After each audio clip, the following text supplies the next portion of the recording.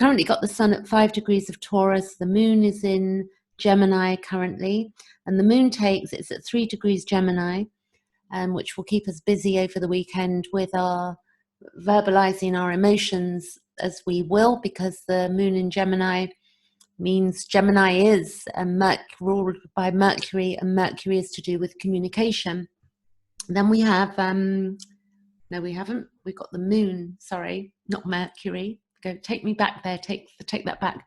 The moon is our emotions. Mercury is 25 degrees Aries. I'm not going to stop this video, I'm going to keep going.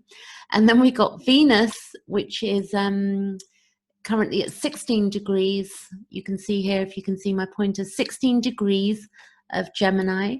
And what we're going to have there is when it hits 21 degrees in about a couple of weeks, we're going to have, or less, we're going to have a situation where it's going to go retrograde. Pluto's gone retrograde today, so that's worth knowing. We're going to look at that in a moment. And it's stationed to go retrograde. So Pluto's down here, you see, 24 degrees, coming up to 25 Capricorn, and you can see the ST there. It's stationed to go retrograde for the coming months, and other planets are going to follow. We've got also Mars is in Aquarius, and that's halfway through, 17 degrees. We've got Jupiter, which is going to also go retrograde. Saturn's at the beginning of Aquarius, going to go retrograde. Uranus is in Taurus for some time now, for the next 6 years. And we've got Neptune in Pisces. And actually Neptune is on my IC at the moment, so I'm dealing with water-based issues and the dissolving. It's the great dissolver of whatever it hits. It's either the fog or the dissolver. So we can choose what it's going to be depending on our own consciousness as we move through life. So going a bit more about this chart, what we're going to do is that we can see the red lines here. If you don't know astrology, they are called squares. They're 90 degrees angles. So we've got Pluto, Jupiter, and Saturn here, and they're hitting the sun and also Mercury at this time. And then we've got also the Uranus involved there. Then the other thing that we've got going on is that we've got a sextile, Chiron, and hitting the moon at the moment. And then we've got another square from Neptune to Venus there. And then we've got Mars is also squaring Venus. So if we look down, let's look at the squares. So what you can do, if you go to AstroSeek, then you can begin to educate yourself. So what we have is that we have squares. So we're going to look for the square. Square, square. You can see it's a square.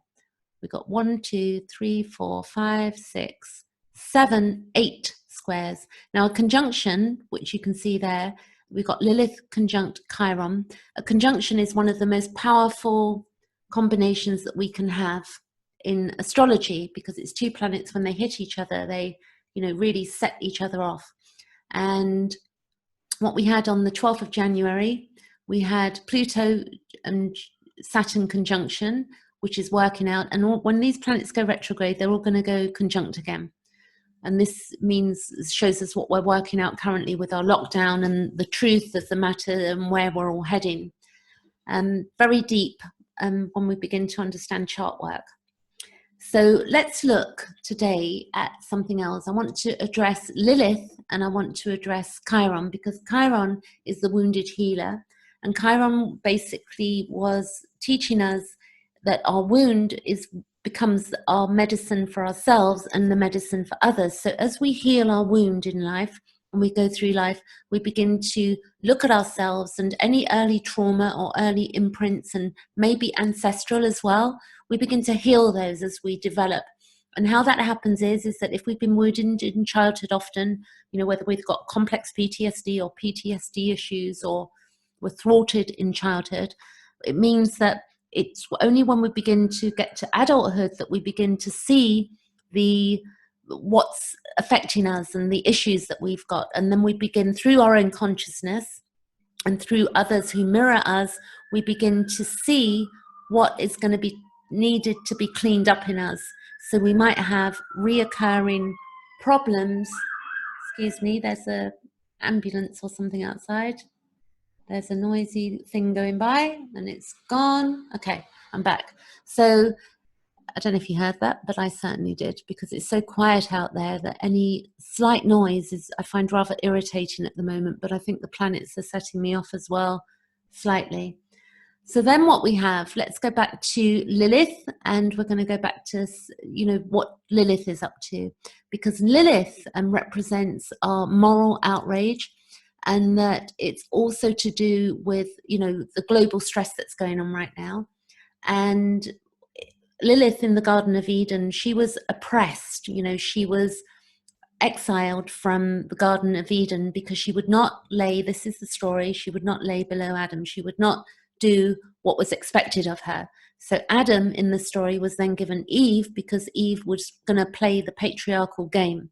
So it's very old history and mythology. And this Lilith is not just about the feminine and the woman. This is also about the memories, the imprints and memories that we have, and it's to do with, not just the feminine but the masculine as well, because everybody has both aspects inside of themselves. It's not just one side. We've all got, like, females have got a Mars aspect in them that can be very pushy, and our charts are going to tell us all about ourselves, but our desire, so we can be desirable or desiring as well. And it's also the wild and untameable feminine, and it's to how we interact with each other and the dynamics that go on, that play out. So at the moment in society, this is the collective chart. It's when you're born, you will have your own natal chart, and a natal chart is a snapshot of the heavens at the exact time of your birth. And that will very much show us, like, our own blueprint, so to speak, that we can work with.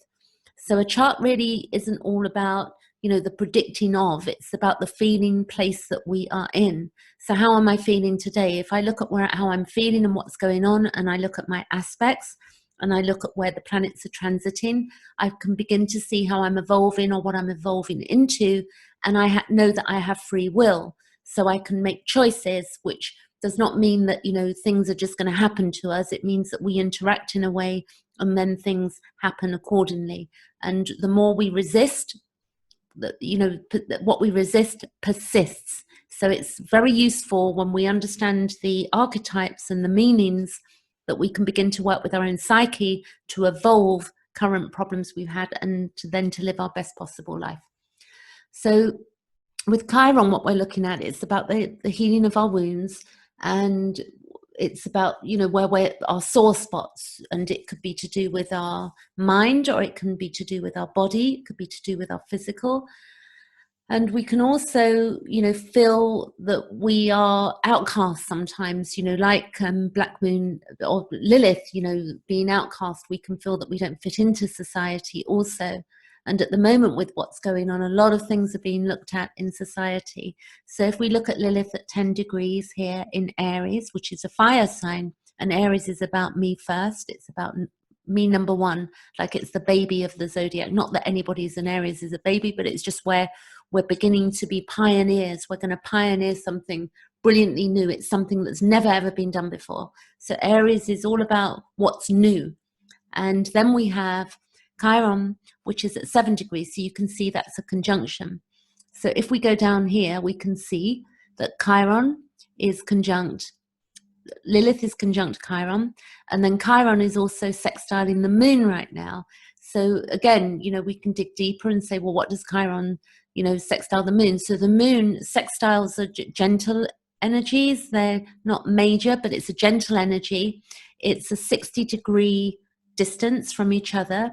So if you see here, you've got 60 degrees from Chiron at 7, and the moon is, so this is a forming aspect. So when that gets to 7 degrees, which it will today, it will mean that we'll have an absolute, dead-on sextile today. So that's really it. I'm just going to say that what I'm doing through my process, I'm helping people to understand their charts. I'm also doing various other bits on complex PTSD and helping people to evolve any codependency or wounding. and also to look at tools that bring us out of the fight, flight, freeze response, and so that we can have our parasympathetic system under control. So this video is a bit of a mix, but I have done a deal where I'm dropping from $70 to $20 up until the end of May to assist those, and then I'm going to see how the lockdown or the social distancing goes to see what I do with that. So let me know if you need my help, and I hope you enjoyed this little lesson with me today. Thank you for watching. I'll catch you later.